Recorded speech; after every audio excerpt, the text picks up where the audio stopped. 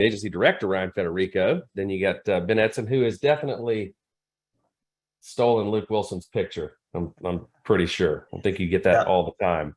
Ashton DeLongalunde and Sally Jinks. So let's get into it. And also congratulations to Mr. Griff Martin, who was supposed to be on this call as well, but had a baby last night. Little girl, right. About 5 pounds, something ounces. Beautiful. Yep. So came a couple weeks early, I think, but good, healthy looking baby. Like 3 weeks early, and not expecting that, but congratulations to Griff. And we got a text earlier, Brandon. I was gonna show a little picture. Since it's on social media now, I think Griff would be okay for us to share. Look at that. Yes. That is a hang on. Let's get the full screen action here. Let's see that again. Oh, that is a good looking baby. For those of you that have met Hudson, you understand that Griff makes really good looking babies. So another one there. So congratulations to Griff. I think Morgan might have had something to do with that. I'm not sure I would give Griff full credit. He doesn't get all the credit. Morgan probably Griff would say Morgan gets the majority of that credit. Exactly. So if you have Griff's number, send him a text of love. If you don't, send him something on social media. I assume Griff is on social media. I really don't know. Well, you said that the picture was, so must be. So we got a good one lined up in Griff's absence to talk about some pretty cool stuff. Before that, let's do some celebrating because there was a lot to celebrate this week. Trequan Flood, $8,631 is the #1 first-time rider for the week. Cassandra Mack, top overall producers in 3rd place is Cassandra. Dave Kushner with $23,000 in 2nd place, and Jonathan Needafan, $33,106 in a week. Way to go, Jonathan. Top app count getter was the Kush. Way to go, Dave. Nice. Good to see. Our top Medicare Sup producer is maybe our only Medicare Sup producer this week, Brenda Smith. Way to go. Top DI writer for the week was Jacob Darr, $3,250 on 4 DI apps. Top IUL producer, man, look at the top 3 here. Eric Johnson, 21 grand, almost 22. Jen Swigert, 22,600, and Jeannie O'Grady, $25,602 on 1 application. Top annuity producers, and there are more annuities happening and more annuities flowing through than we've ever seen. Obviously, interest rates have a big part of that. If you're not part of the reset program, you need to stop what you're doing, splash some water on your face, wake up. Your one takeaway so far for the day is dive into that reset program, because you will start to get numbers just like this as well. Congratulations to Alexander Jackson and Brett Loftus. Way to go, man. $1.5 million. That'll pay for some leads, won't it? Top DFL producers for the week. Libby Himmel was #1 with $25,442. 3-way tie for new writers at the top with Ashley and Tyler, Jamie Susie, and Jerry Cantrell in the base shop, all with 3. Jacob Pogue with 16 on the direct side. Top SNA is Ryan Miner. Nice job in the base. Edward Pritchett with 4, Miner with 3. Way to go. Got a whole bunch of new season, new agents. Casey, you're on deck, man. I'm going to let you call all of the last names that we're going to see. That in the chat, they were requesting that Casey hit these names this week. Okay. See what you got. I mean, come on, dude. Record breaker. Yeah, this is a record breaker. Thanks for that. Rachel, Lane, Stingle, Kaiser, Gregory, Securos, Weatherford, Luna, Garrity, Cobb, Dooley, Purol, Marquez, Stell, Wadley, Williams, Jenkins, Danielle, Young, Allen, Fleming, Widrow, Roos, Martin, Alt, Atkinson, Levy, Hausler, Toffer, and Spooner. Spooner's a great name. I mean, I think you nailed it. I didn't hear one that I would argue with. What did Williamson? Was there any that you would dispute? Are you going to? I was going to dispute Levy and ask him to clarify by pronouncing the first name and the last name, please. On Levy on that. I'm trying to look for that one. Oh, Quinessesha. Quinesha.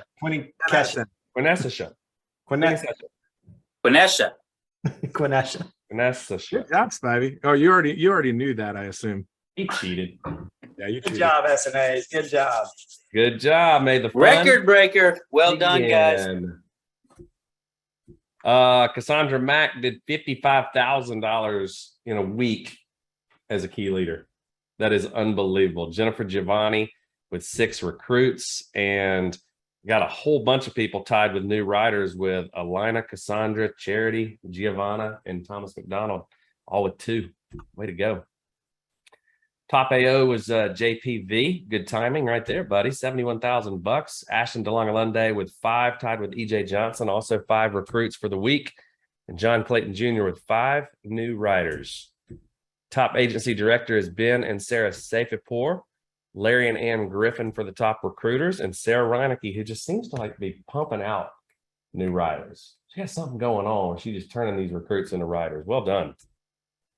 Eileen Vollmer is the top rad. Sarah Bailey is the top recruiter, and Trey Alderson Cloutier with 9 new writers is number 1, and that's a big number, man. Way to go. 7 and 7 for Casey and Cantrell aren't bad either. Chris Cook, who is growing more and more confident by the week as his Tennessee Volunteers are using terminology like we're back. Making the rest of the SEC kind of take note. We'll see. Cook ain't back because he ain't going anywhere, man. He's just still here. 20 recruits and 7 new writers. Way to go, Cookie. The Godfather, Tony Capistrano, is the number 1 senior vice president for the week, with Mike and Jennifer Colburn as the top recruiters, and Jimmy Spildiner's team with 11 new writers. Well done, man. The Mank Tank, number 1 on the EVP board with 160,000. Sean Shannon's the top recruiter, and Darren Stubbs is the top new writer getter. Lynn Watkins is the top associate partner. I see you, Ashley and Tyler. Mhm. I see that. We had a good meeting with hang out with them the other night, and it's coming. It is coming. Lynn Watkins with 54 recruits, and Ashley and Tyler with 21 new writers. Well done. Nice. Edward Pritchett, 1.133255 million, 89 recruits in the organization, and tied at the top of new writers with Danny at 34. Well done, guys. Marshall Whalen at 1129. What does that mean? Marshall's down by just a few thousand points this week to Pritchett. Whalen with 95 recruits and 41 new writers. Good week along across the board there. Jacob Pogue is our top direct recruiter and new writer. Well done. Ashley and Tyler blowing up the base with almost $100,000. Christopher Goheen with 8 recruits, and Ashley and Tyler with 3 first-time writers in their base shop. All right, we got a lot of announcements, so listen up, everybody. There's some good stuff here. Changes are coming for Switchboard onboarding, as we've been alluding. Starting next week, the onboarding requirement for Switchboard will be having written 2 apps in the last 3 months, or having placed a digital lead order. Now, Doug, to verify, is that a Quility Digi only, or does that also factor in Razor Ridge Digis? Stump the Zay? I'm going to defer to Mark Palmer. All right. I believe Come so. back with an answer on that one. Come back with an answer on that. We'll come back because inquiring minds are going Definitely for Quality Digital It's, Lead. it's both leads, guys. It's for Razor Ridge leads or for Quility digital leads. You know, one thing that's important is we're going to require that people were licensed, you know, and have at least some experience, right? You know, but if you're licensed when you join here and you know, place an order on either platforms, the Quility platform or the Razor Ridge platform, then we're going to open up the switchboarding onboarding sequence for you.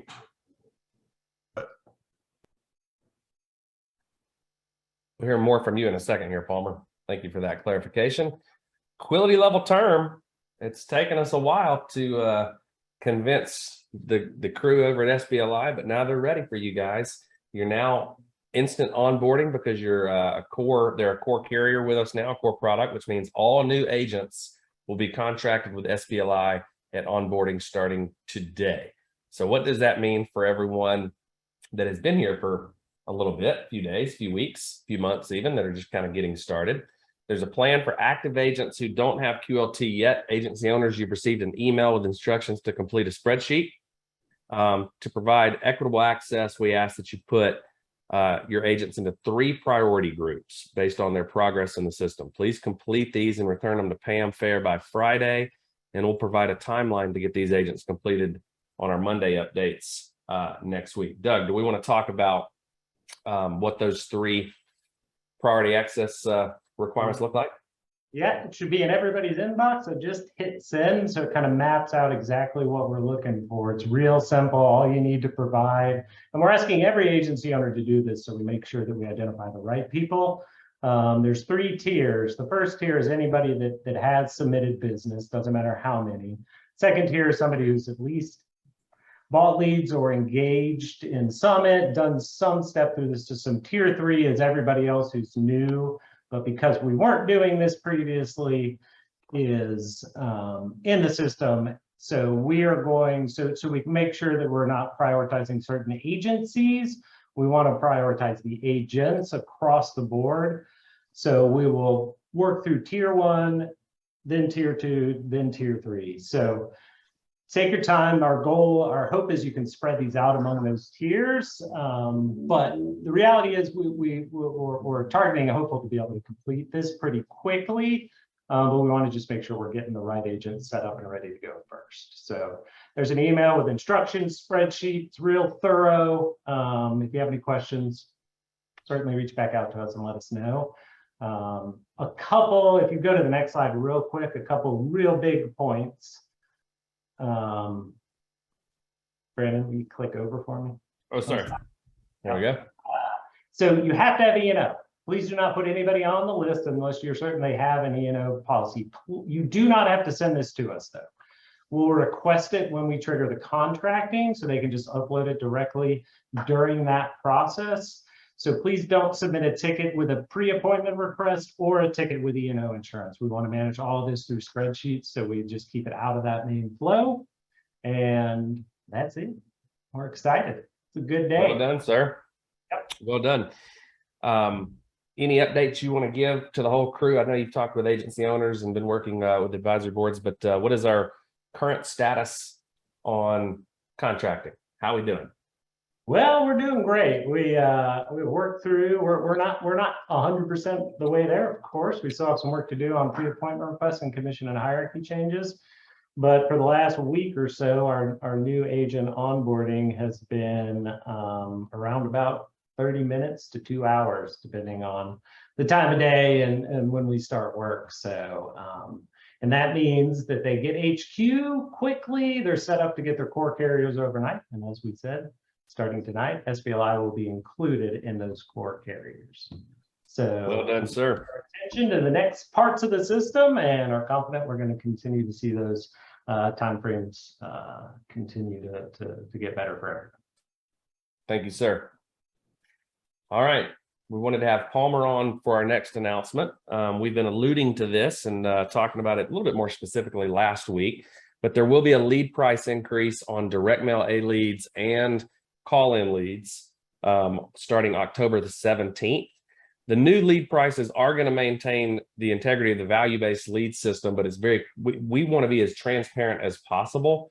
That value-based, when you're looking at digis, razors, everything else is still going to be 4 times, even the bonus leads, but with mortgage protection, due to the cost of acquiring the leads and the lack of data in the system, that is a 3.5 times value. Now, some people are going to say, I want them with the increased cost, which is going to be a decent little increase. It's about a 20% increase on call-ins, which could be, or on direct mail and call-ins. So the pricing is all going to be in HQ for you to take a look at this afternoon. And we wanted to give you plenty of time to change any SLOs that you may have. But it's important for us that we're as transparent about this as possible, which is why we've been talking about it for as long as we have. I mean, honestly, 6-8 weeks. I think many of you probably saw there was another 0.75 of a point increase. Was that earlier this week, Mark, or was that at the end of last week? 0.75 of a point increase on mortgage rates. Yeah, they sort of pierced 7%. Yeah, it's going to continue. It's going to continue to go up, guys. There's no, it's going to go up maybe before it obviously starts to come back down. But to be as open and transparent as we possibly can for those of you that are new, when rates go up, fewer people finance mortgages. or do refis. And when that happens, there is less data for us to mail. So therefore, there are less people responding, which means that the cost of leads go up substantially. So we're still covering a good bit of the lead cost on that. And our leads on a mortgage protection on the direct mail side are still going to be the cheapest anywhere on the market that you can find, even from outside vendors. But this was a move that had to be made. And this is not, there will be another lead increase that's coming in the fourth quarter, probably later in the fourth quarter, that will be accompanied by the comp increase as well. So Mark, I don't know if you had anything that you wanted to kind of add to that, but we are targeting early December for the 10-point comp increase. That will right size the rest of the leads, and we'll give everybody plenty of time to kind of understand what that means specifically and what that looks like. But well, I'll add this. First, we are updating, obviously, the lead fact sheets and the cards. So the transparency will be available for everybody on HQ. We've already looked, the top 10% of our agents basically do about 2x, whether on call-ins or mail-in leads, right? So if you read the lead cards and actually look at the hints, look at the things that people who are most successful with these leads, right? Then you can put yourself out of the 3.5 multiple of investment and into the 7 multiple of investment. As you and I discussed yesterday, right? Given Switchboard and, the quality of the leads that we'll be able to source, with the additional proceeds, added to our significant subsidy on this that we pay. I wouldn't be surprised if it actually moves up in the quarter right back up to 4x. And I think everybody should sort of take notice, and I guess we all should congratulate ourselves on sort of the behavioral change as well as the systems change. Last week was the first week in our history that we actually are distributing A leads, a majority, I think it was actually 54% of the leads that we distributed last week, Brandon, Casey, were digital leads, whether Razor or Quility. So that is a real milestone. yeah, I think we need to pause there for a second, because that is a That's a huge big deal. lift by you guys, the agents, the managers hearing us. There's so many people in the industry that are struggling and got caught flat-footed. You guys are so good at hearing the instructions, making the changes, getting uncomfortable for a minute, and then we're seeing the result of that. Mark, is not only an all-time high in digital leads out, but an all-time high in production in, which for those keeping score at home is a huge win. Yep. Well, that's the proof is in the pudding. That sort of shows the leads work, and all of us are moving in the right direction. So I'm just personally very happy about it and very proud of us as an organization to be able to make that move at that speed the way we did. Yes.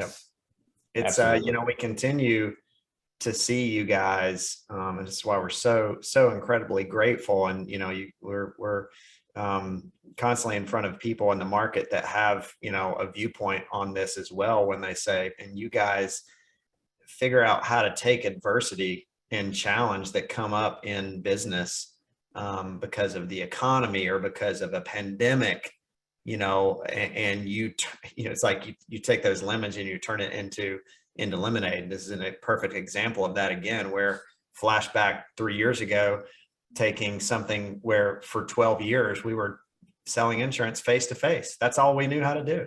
And now we're, a lot of you teams out there are 95% virtual, which, as we know, it drops the borders. It allows you to hire in your own backyard without telling people they got to travel 2, 3, 4, 5 hours away or take a flight to go sell. Now they can sit in their own home and work leads anywhere in the US. And now we take this next, challenge where the economy is doing what it does, and it's forcing us to learn new tricks. And we've learned those new tricks, and you guys are out there running with the ball. It's a very big deal. Really cool to see that. Yeah. It's it's just really cool, man. Really excited for you guys that have kind of bought in. And I would say also just a shout out to all the managers that were out of the field. Some of you for 2, 3, 4 years that understand what it means to lead from the front. You jumped back in there, you got onboarded into Switchboard, you worked digital leads and Razor leads, and you got results that I think even blew some of you away. So for anybody that's kind of slow to adapt, like, it's time to get uncomfortable. And I think that we're probably only talking to just a few short people. Like change is difficult, but direct mail, it ain't coming back anytime soon. So jump on the wagon. What do they say, Casey? Come on in, man. The water is fine. That's right. You will like it. Also, this is all the same that you guys have seen over the past few weeks. Standing SLOs, one-time orders are now in HQ. Leads flow directly into Switchboard. Jump in there and get your standing orders filled, because those are filled out, because the SLOs are filled first, which is extremely important. Okay. They needed to be approved by your AO first. All right. Okay. Enough on leads. B-dubs. We got caught up on deck, man. This is simple. This one's 2 seconds. Last call. How's that? Last call at the bar. We've got over 100 participants coming to AO Academy. It'll be our largest one. And that won't happen again, by the way. Next year, you'll see this increase in frequency in terms of people being able to offer these, because again, y'all are crushing it so much on becoming agency owners and raising up leaders that we need to do that. So last call, literally by the end of, you see October 1st is the deadline, but would love to see you do that by end of today or tomorrow in order to, kind of close that out and see if you've been on the fence, time to hop off the fence. So last call, all good. It's going to be great. Love it. We got Champions Cup. We're knee deep in it. Let's take a look at our standings. If you need an update on the rules and the regulations and more standings, always go to HQ to take a look at it. Right now, John Perez with a handy lead right now, 111,000. On the base shop board, we got Susie, who just continuing to pull away there. Marty, Sarah, get in there. On the AO board, JPV, $450,000 in points already. Pretty sweet. So don't forget, get over to HQ if you need a little update on what you're fighting for, all the contests that we have going on. Some good ones. Something that we announced, Casey, in Costa Rica, that we're really excited about. I think Whit Zay is on with us. Whit. Yep. Whit, what is your title for those that don't get to see you as much as we do? I think I have Quility's longest title, actually. It's nice. Senior Director of Corporate Wellbeing and Community Outreach. I have to actually really think hard about it often. We might need to change your title. Do you have I a know, preference? it's really long. I'll let you pick. Today's pick your title day. So Right. think about that. If anybody out there has a title for that you think Whitney deserves, put it in the Q&A and we'll consider that. No, What did you boy. say one more time? Senior Director. Senior Director of Corporate Wellbeing and Community Outreach. I actually did. I was having a meeting with one of our community partners. I don't know, maybe like a month ago. She actually had a good idea to shorten it. We won't talk about it right now. We can do that offline. But she had a good idea that I thought about a couple times. All right. You guys that are checking the Q&A, don't remove those for us yet, because Whitney's going to want to see this.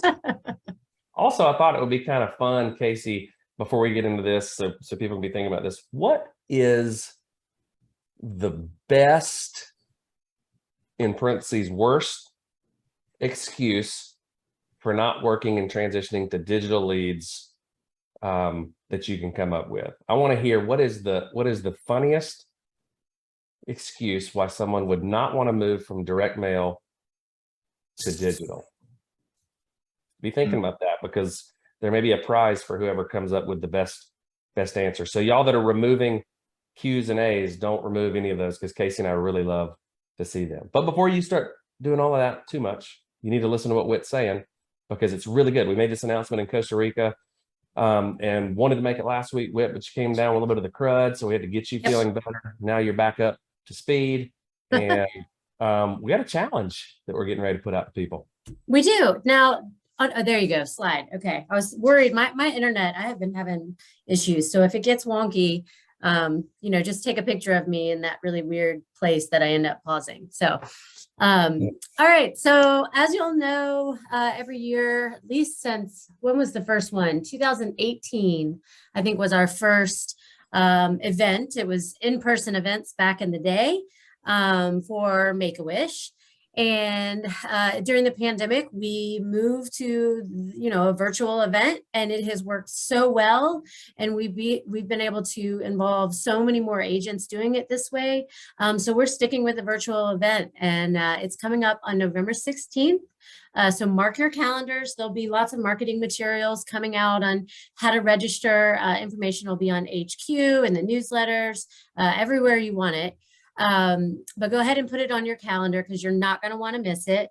It's going to be the kind of the flow. We're going to have our national call on the 16th, and then we'll drop off of that call and we'll go right into the virtual event, where you'll log on to the platform that we use. And again, all of this will be coming out in all the marketing materials, but it'll be that midday time around this conference call, this national call on November 16th. So now, Brandon, Casey, if y'all have anything else you want to say to that before we talk about what we're doing kind of building up to the event? Go for it. All right. Yeah, So, okay. So these pictures that are on here, you can see that middle picture, and that is Doug and I, Brandon and Meredith, and Casey and Sarah. And that was in 2017. Right. And that was our first Make-A-Wish Trailblaze Challenge. And when we were having our in-person Symmetry challenges back in the day, we were emulating the event that they had created. And the challenge that Make-A-Wish creates is that you hike 28.3 miles, which we did that day. And then we had you all do a 10-mile hike the first year. And if you remember, it was straight uphill. Some of you made it, some kind of made it. And then we took it down a notch, and we did some laps around the lake the next year. And then we landed in some dodgeball tournaments, and we had concussions.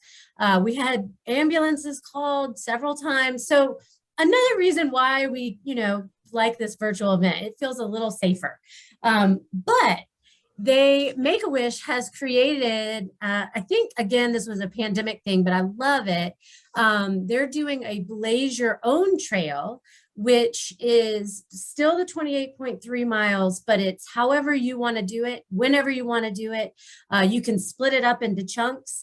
And so this team that you see here from 2017, we have committed to do that again this year, but we're doing it differently. So Meredith and Sarah and I have split up our miles. So we did 10 miles last weekend. We'll do another 10 next week, and then another 10 right before this event. So we're going to finish up before this event. And then Brandy, Casey, and Doug have their own versions of some biking, some swimming to get to that total. And what we're asking, we've created a Quility team for this event, for this challenge. And we're asking you guys to join us. It's super, super easy. It's a $50 sign-on fee. You can fundraise for it, and then all of that money will get dumped into this virtual event that we'll have on November 16th. So we'd love to have some people out there. It's a great team building experience. Again, $50 is all it is. If you want to fundraise, you totally can. All the information on how to get registered and join the Quility team will be coming out on HQ and in the newsletter. So, and just email me too, if that's easy for you, any questions around that. So Brandon, Casey, any other thoughts? Really good. We used to do Money, Muscle, Mind, and this is gonna, something similar to that. But I think everybody in Costa Rica was so excited to have something we can all rally around for such a good cause. Casey and I are talking about a 10-mile hike with a 17-mile bike ride, followed by a 1.3-mile swim. So if anybody wants to join us with that, we'd love to do it. That's all in a day. And we're going to be tuckered. So, and you don't have to do it all in. We chose not to do all of ours in a day, but they're going to do it that way. And the other thing I wanted to say, I've got Jacob Pogue on here with us too, and there's a reason for that, and I'm going to tell y'all. But first, another kind of little event leading up to this, the Prebulas, they always have that golf tournament, and that's coming up. And what I love about what they're doing, and y'all be thinking about this again for your teams, if you want to do these kinds of things.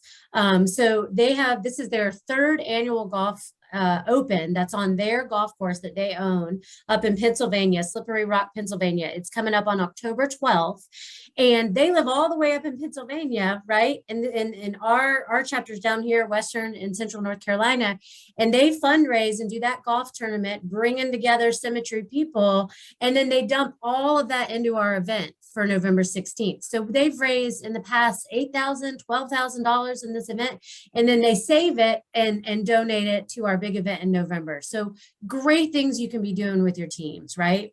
And then Jacob, if you'll turn your camera on, Jacob's got a little something we wanted to share as well. And it really fits into this because you know, he's got two twin boys that are 4 years old now, but they were premature babies, and they had quite the experience there at the I think it was the Mary Washington Hospital, and they know what it means to have organizations like Make-A-Wish, like the NICU that was at Mary Washington, right, Jacob? And Yeah. just want to hear a little bit about that and kind of, you know, tying into what we're doing here and why we're doing it. Sure. Well, thank you so much, Whit. I appreciate you. I think a great title would be Director of Impact, because corporate well-being and community relations, you know, what you focus on makes a huge impact on this company. And we're super grateful for you for all the value you bring. Yep. These events, man, you know, like I hope everyone on this line, be it brand new leaders in this company, can rally around the Make-A-Wish Foundation in this fundraiser. I think, you know, a lot of us, when we want to grow a business or we talk about our culture, we want to focus on growing, adding people to our team, Whitney, you know, and simply recruiting. That's a big piece of this thing, right? Like you can't grow a business without more people. But I think just as important is culture, you know, and I think I'm just so grateful for this company to teach me that it's more about just how much money I can make, how much that I can scrape in towards myself. Right. And if you want to live a truly fulfilled life, there's not enough material things you can buy in this world that'll give you sustained happiness. But I tell you what brings me joy is being able to spread love and kindness and support to charities across the country, to our other people, and Brandon and Casey and Brian, man, I just grateful for y'all for walking that out first. You know, this has never been a company where you just say, hey, y'all should go do this. That'd be a cool thing to do. You do it first, you know? And so a large part of, you know, this company's given me ability to walk out what's in my heart, you know, because it's one thing to want to go help a bunch of people, and you can do that with your time. Everybody can do that today with your time, right? But the resources to be able to truly make a big impact in this world. And this company, Symmetry, is a big part of that. So I say we rise up to the challenge for the Make-A-Wish Foundation. I say we break a record this year. I say you want to have a great team and a great future and a great culture on your team, that you open your pocketbook, and not just that you share the links, that you raise a bunch of money. I think this is a company that can raise over $400,000. You know, I know we haven't done it yet in a year, but I know we can with the people that we have and the momentum. And so all I did is follow suit with that. You know, the NICU, the NICU, it changed my life, man. You know, I'm following my son had to get transported. One of them's in this hospital. Now I'm following an ambulance going to another hospital in this incubator. I'm sitting in these chairs that are 20 some years old. Right. And the lady, I bump into this lady who's holding babies. I'm like, hey, that's not, you know, I'm thinking that's not her kid. I saw her parents yesterday. And so I started talking to her, just saying, what do you do? She's head of philanthropy for the NICU. And on her days off, she spends all her time at the hospital. On her days off, comes into the hospital to hold babies, you know, and there's some people in there that their babies were this small and in there for months and months. And there's some babies that don't make it out of there, you know, and it's just something that's been on my heart. We started last year, the Tiny Hearts Challenge, to raise a bunch of money for Tiny Hearts. We raised $30,000 last year, in large part because of this great company and so many people. And Stacy and I, you know, said we would match $10,000 last year of any donations. We said it again this year, except this year we just put it in first, because we know, we have faith that this team's going to do that. And we could certainly use the help of this company. That incubator that or transport unit costs $50,000, $60,000, and they need a new one. We raised 30,000 last year. We need another 20, 30,000 this year. We're 13,000 right now. So I think what you said, you'll probably send something out in a newsletter or something. If it's on your heart, I know everyone donates to their own things and has all that, but if you have a little extra room to help some tiny hearts, man, we would certainly appreciate it. But thank you guys for creating a culture where it's so much more than how much I can keep, but how much can I give? Love you guys. Yeah, and Jacob, you bring up such a good point, and this is something I talk a lot about with Impact. We know that this company can bring us a lot of wealth, right? And what we know is, or this industry rather, we know that wealth, when it's coming in, the abundance cycle is like this. It's got to come in and we got to put it back out. Like that's true abundance. Abundance isn't bringing it in and keeping it. That's not abundance, right? So that cycle's good. And you are such a great you're such a great person to demonstrate this, and that's why I wanted to have you on here. Of you're bringing it in and you're pushing it back out for those causes, and this is what we want teams doing this. We want teams coming together around this kind of work. Certainly when we're doing something big overall as a company, but y'all be doing this stuff together as teams too, and let us know about it. We want to hear it. We want to know about it. Well, wait, I don't think there's anything more attractive, right, than someone who gives their heart, their time, their energy, and their effort to other people. You know, I don't. And if you want to become a magnet where people are attracted to you, it's doing stuff like this. So thank you guys. Yeah. You guys should read The Soul of Money. Yes. If you haven't read it yet and you've been on the fence around philanthropic things or things like this, it'll get you off that fence real quick, and you'll start to you kind of hit something a second ago with that made me think of that book. But yeah, that's where I got it from. I read it the other day and I was like, it was probably 6-8 months ago on a flight somewhere. And man, so highly recommend that book, The Soul of Money. Yeah, by Lynn Twist. Lynn Twist. Yeah. Yep. Thanks, y'all. Yeah. Thank you guys. Cannot wait to see you guys virtually on the trail out there. Yeah. So we had a lot of really good things. Jacob, thank you so much for sharing that with us. And Whit, I've gotten a lot of good feedback in the Q&A on what your title should be. I've heard Director of Awesomeness, Director of Impact. So we'll comb back through the Q&A. There was also a decent little thing that somebody threw out there that said, should we run a contest for who can do the 28.3 miles in the most unique way? Because we've talked about biking, hiking, swimming. Maybe there's like a bear crawl. I don't know what else you could do. But if you got ideas, let us know for sure. What else we got on here? Back to you, B-Dubs. Indeed. All right.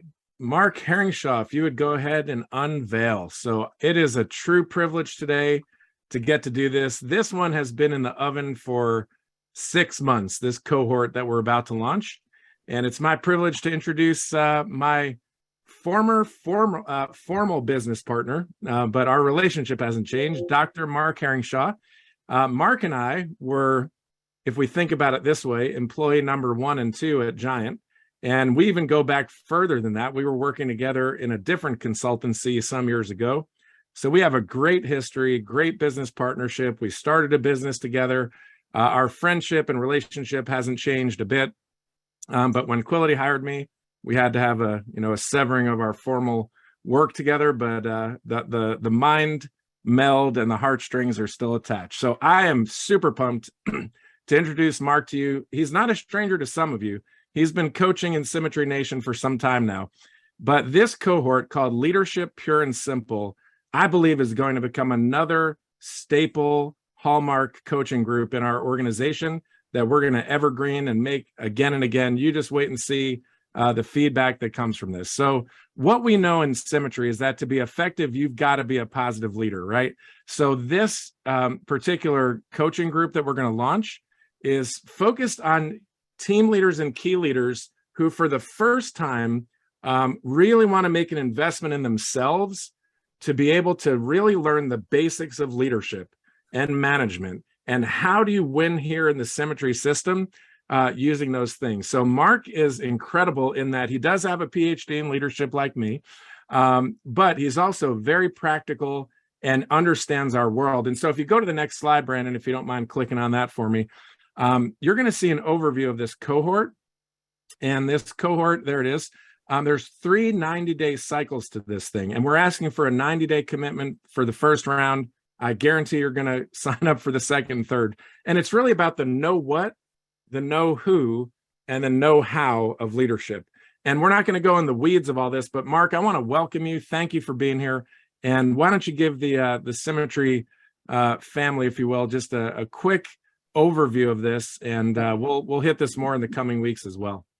Yeah, super honored. Thank you so much. I love being able to kind of peek in multiple windows into the Symmetry world. It's been just a huge honor to see just the multiple ways that you're growing people, and you really are. It's a people business that uses the mechanisms of the kind of competencies that you grow, but fundamentally you're about building and growing people. And I've seen, from just the first days of my connection with you guys, that you encourage personal investment in personal development, but also then pour that out into other people. And it's just been really a great honor to be part of that.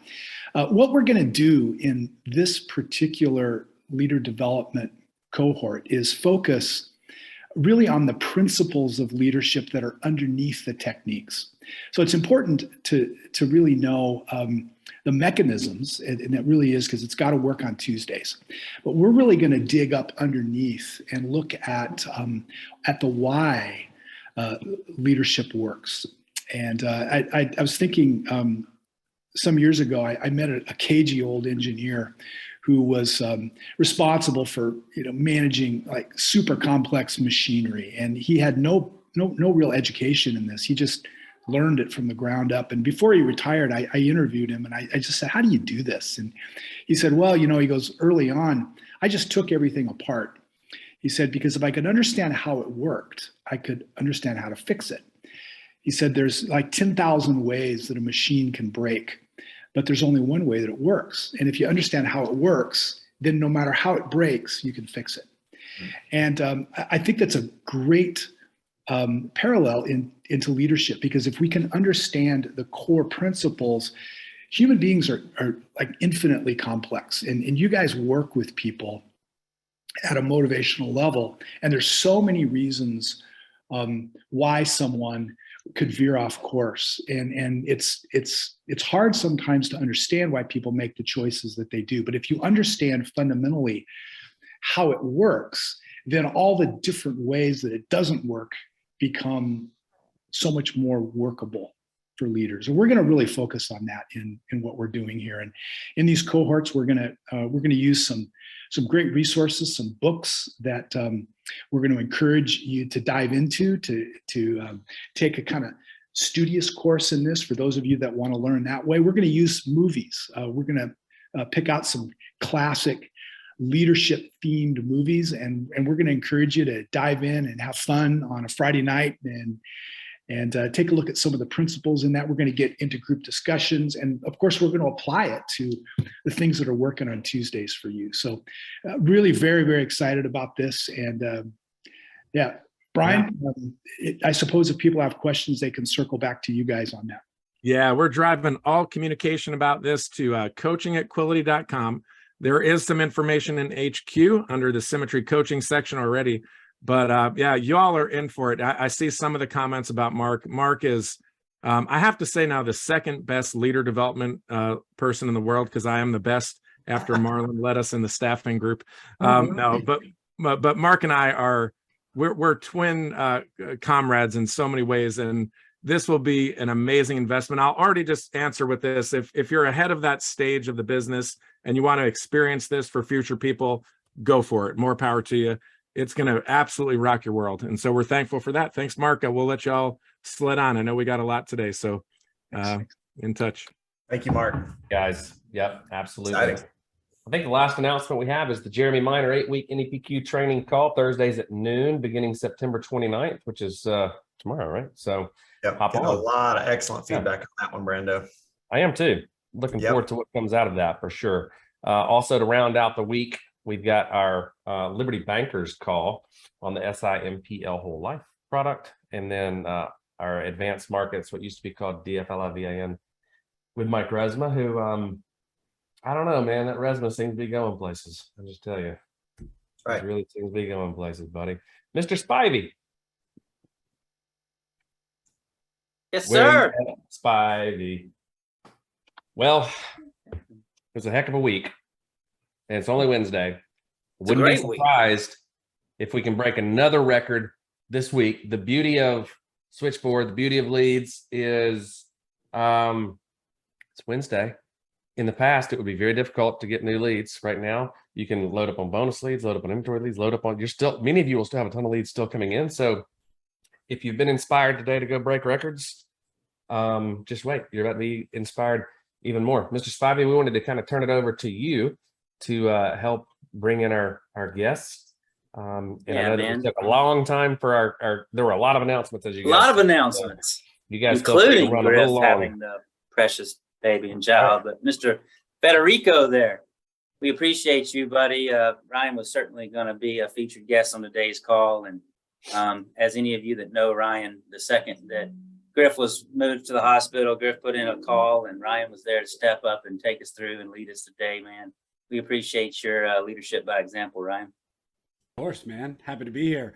By the way, I was the first person ever eliminated in a Symmetry dodgeball game. So I think I remember that actually. I was eliminated by Andrew Jimenez. And if you ever seen like LeBron James playing basketball with like high school kids, that's how Andrew looked on that court when we were playing dodgeball. It was not fair. He should be eliminated from all dodgeball games from here on out. But I was the first one out.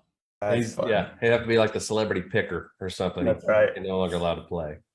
Y'all have fun. Quick hot seat. I mean, y'all go for 20, 25 minutes again. Sorry, we ran over on everything else, but a lot of good stuff y'all are going to hit today on all things Switchboard and Digi. So you guys stay on. Appreciate it. Heck yeah, we are off and running. We are not going to keep y'all for that long. We're going to probably run about 15 minutes over. We're going to give 5 minutes to each of these fine individuals. As they introduced me, my name is Ryan Federico. I'm an agency director, direct to Eric and Julie Prabula, who were announced on this call earlier about having the Make-A-Wish Charity Golf Tournament coming up here October 12th in Slippery Rock, Pennsylvania. Unfortunately, you will not get to see me there. I was coming to the earlier date and it got moved and it conflicts for me, but you're only going to miss me shanking balls. So you're not going to miss much, but if you can make it up there, make it up. It's an incredible course and they always put on a great spread for food. I am Director Eric and Julie Prabula. We are in the Griff Martin Master Agency in the Edward Pritchett hierarchy. And if you don't know what that means, it just means we're in the best hierarchy in Symmetry. And if you're in another hierarchy and you disagree, I just got to say scoreboard to you. That's it. But I'm just kidding. I'm a little biased, but we are here actually today, as they said. I'm going to go ahead and share this picture because it was shared. Want to give y'all a little bit of love out to Griff Martin's new baby right here. So we want to shed some love to Griff Martin. There she is. This is the direct from Facebook.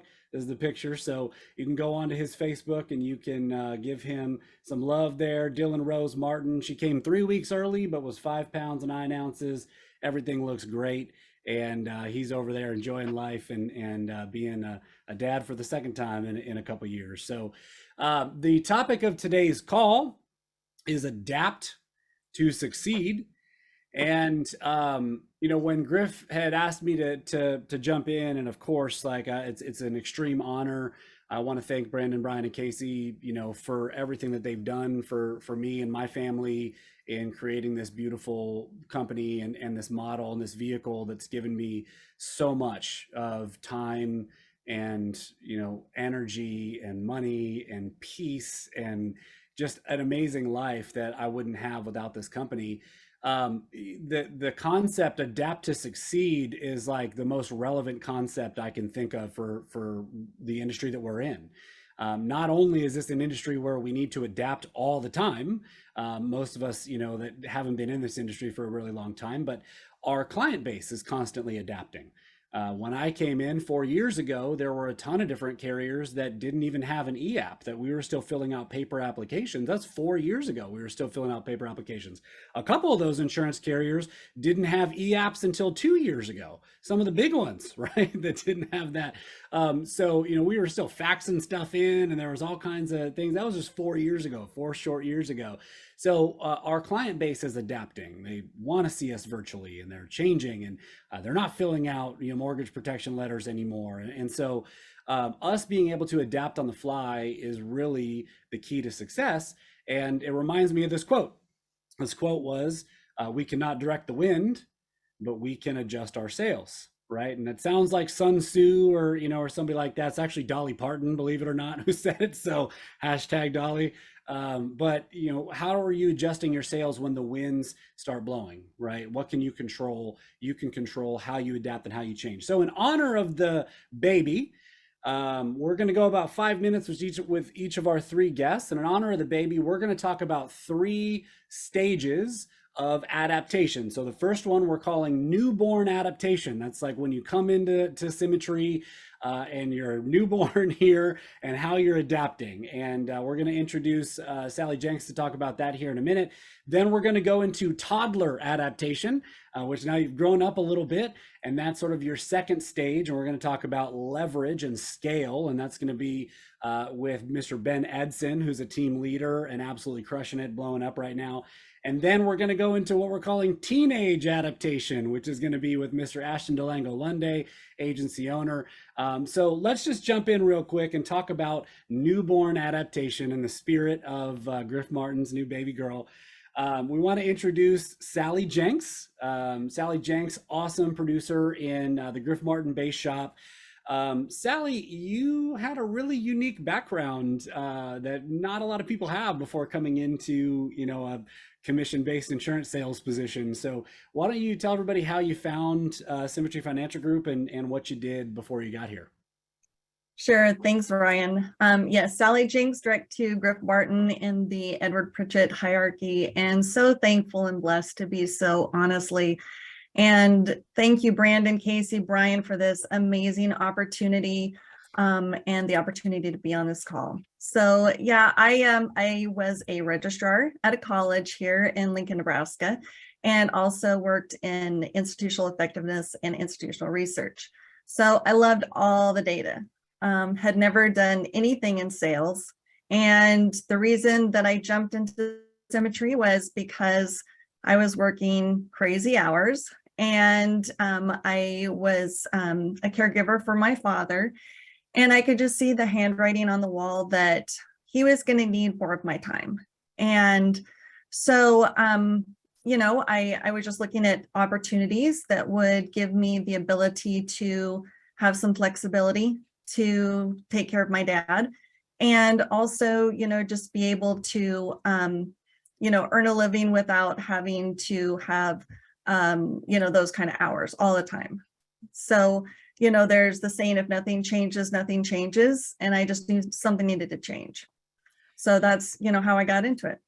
Yeah. I mean, huge departure from what you had been doing. And what was the most kind of attractive part to you? I mean, you saw a job ad. I'm assuming you interviewed with Griff, or something like that. So, I mean, what made you go, maybe I can do insurance sales? So I knew that I wanted something very different than I had ever done before. And I knew that I needed that flexibility, and everything was just, checking all those boxes. And I didn't know starting out if I was going to be able to do this, but I told myself that, hey, I had listened to enough calls. I had talked to Griff. I think Griff, we had several conversations. I got 3 pages of notes from those interviews, and it just sounded like something that you didn't have to have a sales background to be able to do. And so I just jumped in. Yeah, and it's so important. I want to make this point for everybody who's listening, because you're going to hear from Ben Edson, who had a lot of sales experience before coming in here. You're going to hear from Ashton Delango Lunde, who was a very competitive, athlete, somebody who was super driven, get yourself up off the ground. But I would argue that there's more people that come into Symmetry that are like Sally than are like, somebody like me with an extensive sales background or whatnot. and that come in thinking, hey, I might be able to do this. Maybe I've never done sales before, or I feel like I'm pretty good with people.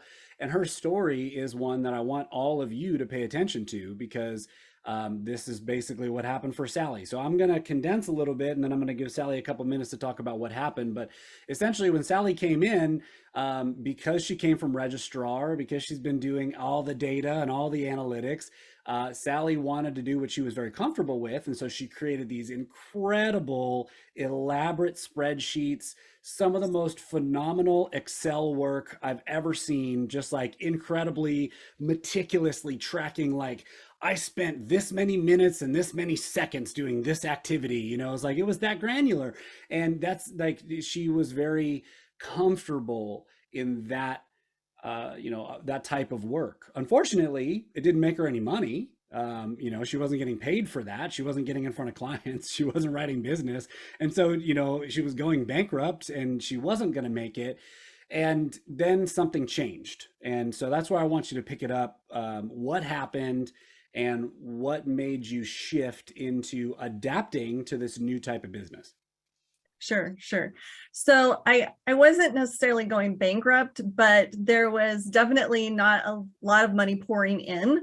And so, it's true. When you come to something like this, there's a lot of adaptation that needs to happen, because everything is so totally new. And, for managing the overwhelm and the anxiety and feeling like you've got to read all of the agent guides and memorize them. And, it comes down to that you have to focus on the right things. And so, one of the things that I did do right at first was I did track my time pretty religiously. And although I don't do that anymore, it helped actually to some extent early on, because when I would have those conversations with Griff and he would say, Sally, what are the different categories and how much time are you spending in each of those? And when I told him one week that I was spending 20 hours in the general category, he's like, what is that? Well, it turns out it was organizing my leads and, organizing my desk and reading the agent guides, that kind of stuff. And about that same time, listened to a really great podcast from Brendan Burchard that talked about moving the needle. And I'm sure that I've heard at that time, had heard from a number of people about, you have to be focused on the right things. But for whatever reason, that podcast spoke to me that day, along with conversations with Griff about what are the things that you're doing that are going to actually make you money and that are going to move the needle. And so I really started tracking those things, dialing, sitting with people, dialing, sitting with people. That's what you need to focus on. And so that's what I did, and really started to see things turn around at that point. Yeah. So you listen to this podcast and you're like, wow, I need to move the needle. Like you said, probably somebody who's been telling, like, you've heard this 10, 15 times, but it just takes that to click. And one of the things I think that's so important about your story, Sally, is that, like, I feel like a lot of new agents get trapped in this place where in this business, I remember Kishan Monteith on one of the first conference calls I was ever on at Symmetry, probably a month in. He said, it's very easy to convince yourself that you're working in this business, right? Because you can fill up your time with a bunch of BS that's not really making money, right? And so I had to learn early on to separate, this is work time and this is study time. Just like I was in college and I needed to study to pass my class, and then I needed to work to be able to afford to live and be in college. There's work time and there's study time. And there's 40 hours a week that needs to be work time. That's, getting in front of clients. So making calls, meeting with clients, getting business issued, recruiting agents, and helping agents write business. Those are the things that we do that make money, that keep us profitable. And the rest of all that is on the off time, right? That's being on conference calls, studying books, studying, listening to trainings, or counseling with a mentor, or tracking business, or organizing leads. That's all not work time. That's all study time, right? And so I needed to have that focus on work time. So you did that and you implemented it. You started moving the needle, and then what was your best month at Symmetry? How many apps and what was the APV? 35 apps and 29,000 approximately APV. Awesome. 29,500 APV. Yeah. and 35 applications. Don't want to shortchange you there, but just a testament to when you adapt to what's required and you get out of your comfort zone, the things that you can achieve. So thank you so much, Sally, for being our newborn adaptation speaker. That's awesome. We're going to transition over into Ben Edson, into the toddler adaptation. Now, Ben Edson is Symmetry's personal trainer. As some of you guys may know, he's a fitness guru, I would call him. But he works out at the same gym as a lot of people, and he works as a personal trainer there. A lot of people in Symmetry. I want to just throw out his agency is a team leader. His agency has submitted 45,000 for this month so far, and counting. Still a couple days left in the month, right, Ben? I know. Let's go, y'all. And has popped out 3 SNAs. So, super awesome for, getting people activated. So same thing. How did you end up here? And what was your background before you came here? Sure, absolutely. Again, Ben Edson, direct to Griff Martin in the Edward Pritchett hierarchy. And thanks. I've been waiting to say this for so long. So blessed to be so. And yeah, so I've been in the construction industry for a long time. Most recently, I was in solar energy, renewable energy. So I was in sales, doing residential sales. And then working at the gym was kind of my passion project. And so I, was very successful in solar. I'd been in there for a long time. Home visits, the classic in-person, following door knockers essentially and sitting and closing solar sales in homes. I was, making a very healthy 6-figure income. But, much like Ryan, I'd sort of plateaued, like there was no more growth. There was no path to ownership. And I was bored. I was frustrated and I was bored. I was, I didn't see the opportunity to own my own business in solar, and I didn't really see the opportunity to exponentially grow what I was making. So lucky me, I wish everybody had this kind of social proof, but at the gym, I kept, talking to all these people that were coming to the gym and helping them with their workouts, and they all worked for this same company. They all had the same water bottle, and all were driving these like incredible cars. And I was like, how are you guys all working out at 10 in the morning? And so they started to talk to me about it, and, big ups to Ayers and Sicily and Brian Delaney, Roddy Jessup, so many others who come through the gym and sort of influenced me to finally ask Griff, Martin, what the heck are you guys up to? And when he started telling me about it and I started coming to some calls, I was like, man, that is legit. That is like, I like that because the system is there. And I've got the skills to drop into this system and make it work. So yeah, that's the long answer. So you came in, and this is where we want to get into the transition here. So you came in, you had sales background, okay, and you're very successful. You're top person at that company, #1 sales rep. And so I think it's important, like, and for those who know Ben, I don't think anybody that knows him from Symmetry would characterize him as somebody who's egotistical. But before he came to Symmetry, he was kind of just like, scripts? I don't need your scripts. Like I'm the top dog. Like, what are you talking about? Right. So then you came in, you're like, sales meetings. Why should I be in a sales meeting? Right. So talk about how that transition went for you. Sure. Yeah. The first time I remember at the gym, the first time Griff said, yeah, well, let's take a look and read through the script. And I just kind of laughed at him. I was like, man, I've been doing this for years. I don't need a script. Yeah. And also, yeah, sales meeting. I mean, I was salty. I was over the industry I was in. I was over the company I was working for. I didn't really want to participate. One of the things I wanted to talk about today was just, sort of like how coming to Symmetry was like, oh my God, I have gratitude for my place of employment, and where I'm doing my business for the first time in my life. But I had to get majorly humbled here, and it sort of happened incrementally because I actually came in with the first sort of beat up set of leads that Griff passed off to me. I did make some sales, and I was like, see, told you so, but like three weeks later, when I was throwing up some goose eggs, and on Fridays, it was like I had to kind of crawl back and be like, okay, so about the scripts, I think for me, I really I fought that. I pushed back on that because I hadn't had that opportunity in the past to be vulnerable and be grateful and be humble in a work setting. I came from a really competitive sort of machismo environment where that was not part of the culture. And so having to adapt to just reach out to Griff and ask for help, and thank goodness Griff was gentle with me when I did, and was so gracious with his time, as were others, Ryan and Keith included. So yeah.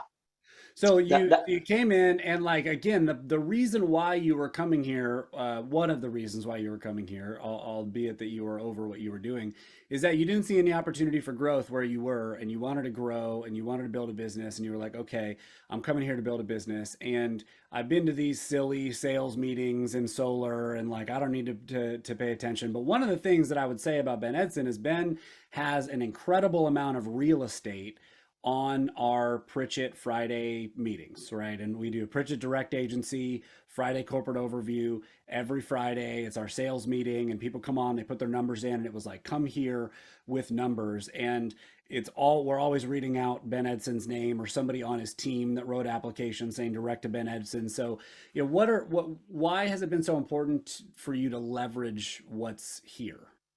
Sure. I mean, and again, I remember this specifically 4 weeks into this, Griff texted me, said, hey man, make sure you jump on the Friday call.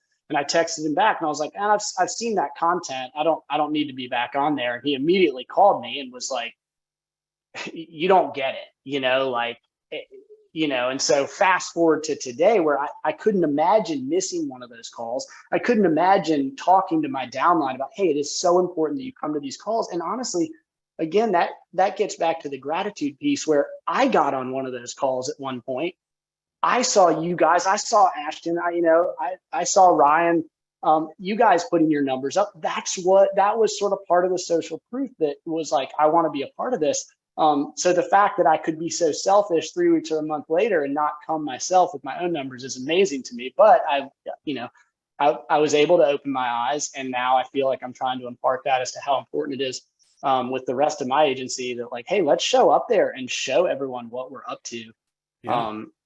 It's working. And I think that's the key. And I don't want to cut you off, but it's working. You know what I mean? So it's like, that is what we say, like, that's the second stage of adaptation, right? It's like, how do I adapt to the systems that are here, to leveraging scripts, to leveraging conference calls, to leveraging social proof from the people around me, to leveraging energy and enthusiasm and celebration that we have on those calls. And, I've never talked to a leader in Symmetry who's like, oh yeah, if people are not on our calls, they stay here, right? It just doesn't happen, right? So like, people need to be on our calls consistently. I'm preaching to the choir, but there's a lot of people who aren't here. So thank you so much, Ben. It's so awesome to watch you grow, man. And we know we're going to be seeing you as an AO here real soon. Speaking of agency owners, let's transition into agency owner, Mr. Ashton Delango Lunday. My running buddy and soulmate on our podcast that we have, which a lot of you guys listen to. And we want to talk about now teenage adaptation, hard-headed adaptation sometimes, but let's just call it teenage adaptation. And so, Ashton, same question, quick, we're going to go 5 minutes here and then shut this thing down, but how'd you find Symmetry, and where'd you come from? Yeah, Ashton Delango Lunday, agency owner, direct managing vice president, Griff Martin. I found Symmetry from a ZipRecruiter email. Hey, here's a list of jobs that might be a good fit for you. I was the only one that had a 6-figure potential income. And that's kind of where I found Symmetry. And I was a server in a barbecue restaurant for about 5.5 years. Sonny's Barbecue, baby. Hashtag sweet barbecue sauce. I love it. Yes, sir. All right. So when you got here, you had a lot of success. So for those of you guys who don't know, Ashton, second month in the business, did $32,000 in premium. That month happened to be December. For those of you guys who were like, oh, insurance doesn't happen in December, lies. He did 20,000 of that premium during the week of Christmas. Okay, 20K during the week of Christmas. The second month he was in this business, coming in with no sales experience, but great with people, having some background in competition and stuff like that. And he was incredibly driven. Flash forward to now, his agency's going to crest $100,000 this month, which is freaking awesome. New record for your agency. Several SNAs popping off, 2 this week, I think, alone, which is killer. Lots of people having success in the DeLango Lunde agency. But we want to talk about 2 things. So number one, when you came in, you were going to homes. You were going out to meet people in person. You were running ragged out there in the field. And we want to talk about the transition for you going virtual. And that didn't go so well. And a lot of people who are out there, right, a lot of these other companies, they would have just been like, hey, just stay going to see people. Like, we all know companies that are out there right now that are like, the only way to do this is go door knock, right? And go see people in person. And Ashton, you weren't satisfied with that. So you wanted to push through and adapt to virtual. But talk about your shift to virtual and how rocky that was. For sure. Yeah. Well, when I first came into this business, I was like, man, I'm just going to sit on my couch. People are going to call me all day and I'm going to make like $100,000. Like, oh, this is going to be awesome. I learned real quick that wasn't the case. I remember telling my time fiance, now wife, man, I'm just going to go golfing every day. And I'm just going to have these like people that are calling me asking for insurance. I'm going to set appointments. I think it's going to be awesome. I started part-time in that first month. I probably booked like 30 or 40 appointments and sold 0 policies. I don't even know how many showed. Maybe only was at like 10 or 15, but wrote 0. And as soon as I came back from my honeymoon in November of 2020, Griff says, hey, unless you're deathly afraid of COVID, it's okay if you are, well, let's try to go in homes. So I went in homes, and in my first 2 weeks, I did 5K, and the next 2 weeks I did 32K. And virtual just didn't work for me. I wasn't doing it well, and learned how to eventually get to that transition. I tried 2 other times and failed until I listened to a great call from Gino Locklear on a national call going, hey, here's how I'm doing my virtual appointments. Here's how I'm running them, setting them to make sure that they show.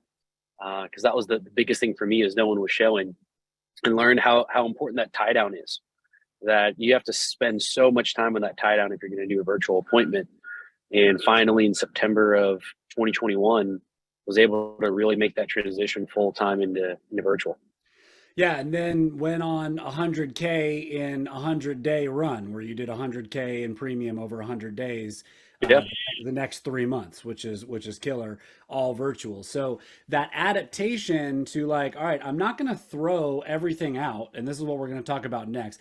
I'm not going to throw everything out. I'm going to like transition slowly into like 50% in home, 50% virtual. And then I'm going to learn, I'm going to study, I'm going to reach out and talk to people who are having success, and I'm going to ask them what they're doing. And I'm going to move myself back over into virtual 100%. So now flash forward to the beginning of this month, which for those who don't know, Ashton DeLango Lunde broke Casey Watkins' streak of consecutive appointments attended without making a sale. And talk about like why sometimes you over adapted, right? Why over adapting can be problematic. So talk about it. Yeah, I'm an extremely competitive person. I like breaking records. Wasn't one that I probably wanted to try to break, but beginning this month, being able to start using Razor Ridge, I took it a little too simple. People just call in and go, hey, I'm definitely looking for it, or they're texting you, and you're just like, all right, here are the numbers. Like you're a vending machine. They're gonna put the money in, press the button, get what they want, and leave. And realize really quick that we can't change the system that we've developed, whether it's that real script we have, or utilizing the questioning framework we're about to hear starting tomorrow from Jeremy Miner.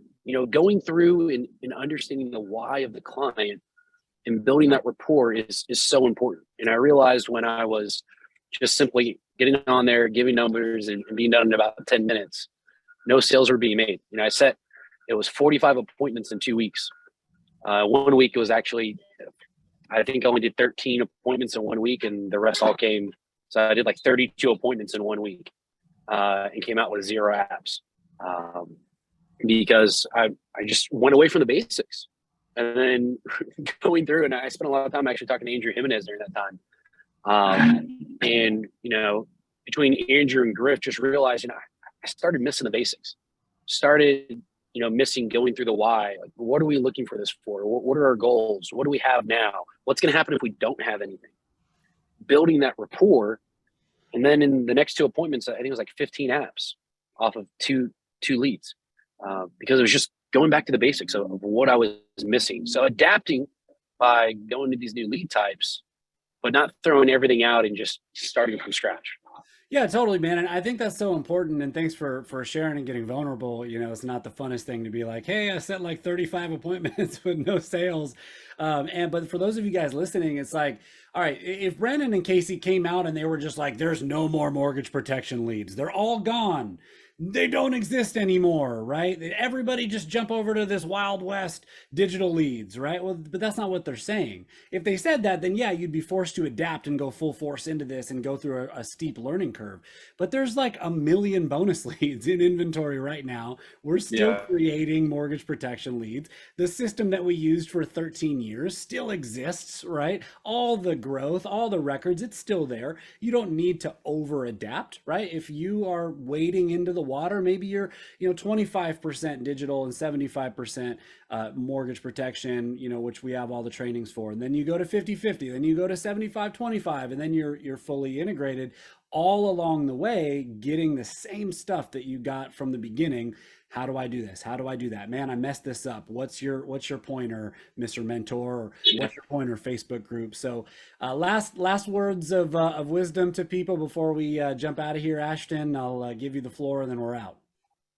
Sure. Absolutely. Like you said, everything you said is right on point, and we have to learn to adapt. I hate telephone appointments, but I've learned how to get good at them. Yesterday, I had so the reason I'm not in my normal office is I'm visiting my brother for his wedding tomorrow, Friday. So I'm not in my normal spot, and the Wi-Fi was bad at the place. But learned how to adapt. I was driving down the road, running an appointment on the telephone, and wrote 2 apps yesterday with SPLI. So shout out SPLI Instant Issue, and wrote 2 apps. And I went through on my 20-minute drive to Olive Garden for dinner. I went through, hey, why are we looking for this? What do we need? And Ryan knows I love Olive Garden. What do we have? What do we need? Why is that important? And having both of those people on the phone and walking through that. So just remember the basics, no matter what you're doing. We have a system that works, and it's just a matter of adapting that system to new things like Switchboard and digital leads. Man, mic drop moment. I want to thank all of y'all for joining us. So honored to be on this national call and filling in for one of the best business partners ever, Mr. Griff Martin. Todd Spivey, love you, man. Man, throw it back to you. Love you, buddy. Appreciate that, Sally and Ben and Ashton. So much for pouring in and everything that you do, not only in your own agency, but other agencies as well. And major shout out to all of our guests today on the Builders Call. Appreciation for everybody. Guys, we broke records last week. Let's go out and do it again this week. See if we can't top it by another 200,000. So much love, everybody, and see you all again next week.